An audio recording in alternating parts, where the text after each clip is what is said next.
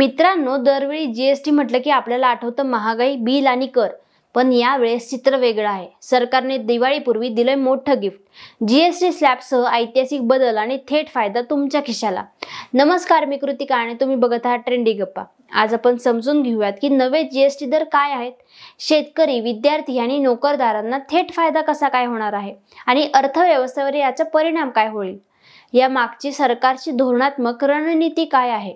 आता जीएसटी म्हणजे काय? 2017 पासून जीएसटी लागू. त्याचा उद्देश म्हणजे एकच कर प्रणाली, पारदर्शकता, वन नेशन वन टॅक्स. आधी 4 स्लॅब्स होते, 5%, 12%, 18% आणि 28%. आता बदल करून फक्त 2 स्लॅब, 5% आणि 18%. म्हणजेच नेक्स्ट जनरेशन जीएसटी रिफॉर्म सुरू झाला आहे. सामान्य जनतेसाठी काय बदलते? आरोग्य सेवेत दिलासा, हेल्थ आणि लाईफ इन्शुरन्सवरचा 18% जीएसटी काढून टाकला. ऑक्सिजन आणि डायग्नोस्टिक किट्स, थर्मामीटर आता फक्त 5%. म्हणजे उपचार आणि विमा परवडणार आहे.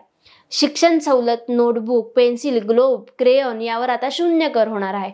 पालकांच्या शैक्षणिक खर्चात थेट घट होणार आहे. शेतकऱ्यांना थेट फायदा आहे.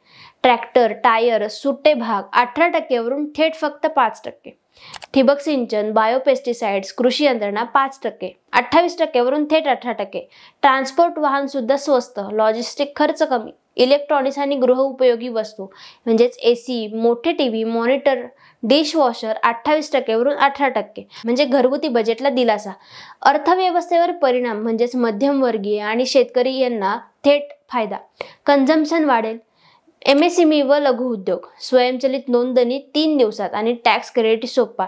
आर्थिक क्रियाशीलता वाढेल. म्हणजे सरकारचा दावा आहे की इझी टू डुईंग बिझनेस खऱ्या अर्थाने साध्य होईल. याचे फायदे आणि आव्हानं नेमके काय आहेत? याचे फायदे असे आहेत की आता तुमचं बिल आलं की पहिल्यांदा दिसणारा आकडा थोडा कमी असेल, कारण 12% वरून 28% स्लॅब्स झाले आहेत. म्हणजे साधं महागाईतला थोडा ताण कमी होणार आहे आणि शेतकऱ्यांसाठी हा गेम चेंजर आहे.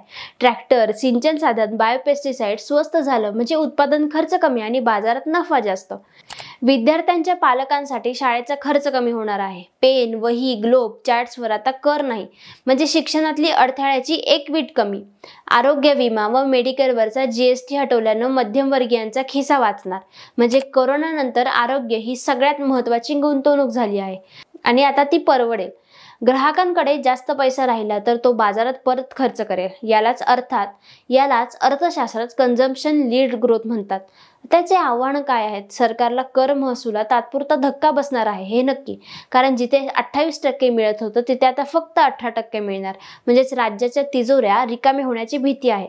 2 स्लॅब्स म्हणजे 5% आणि 18%. पण प्रश्न असा आहे की एखादं उत्पादन 5%ला टाकायचं की 18%ला?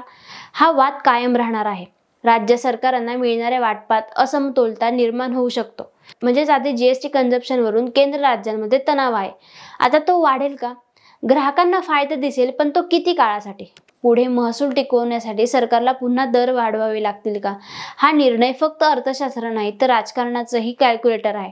दिवाळीपूर्वी जाहीर सरळ मेसेज, सरकार तुमच्यासाठी काळजी करतंय. शेतकऱ्यांना भेट दिली. कृषीपट्ट्यातला असंतोष कमी करण्याचा प्रयत्न. ट्रॅक्टर आणि सिंचन साधन स्वस्त करून शेतकरी नाराजगी शांत करण्याचा प्रयत्न. विद्यार्थ्यांसाठी आणि पालकांसाठी कर माफी म्हणजे शिक्षण खर्च कमी. हे सरळ मध्यमवर्गीय आणि शहरी मतदारांना लक्ष करणं आहे. आरोग्य विम्यावर दिलासा. कोरोना नंतरची भीती अजूनही लोकांच्या मनात आहेच. हा निर्णय लोकांना मानसिक शांतता देतो. विरोधक काय म्हणतील? महसूल घटला, पुढे कर वाढवून परत तो लोकांवर भार टाकला जाणार. म्हणजेच आजची भेट की उद्याचं ओझं, असा प्रश्न निर्माण करायचा.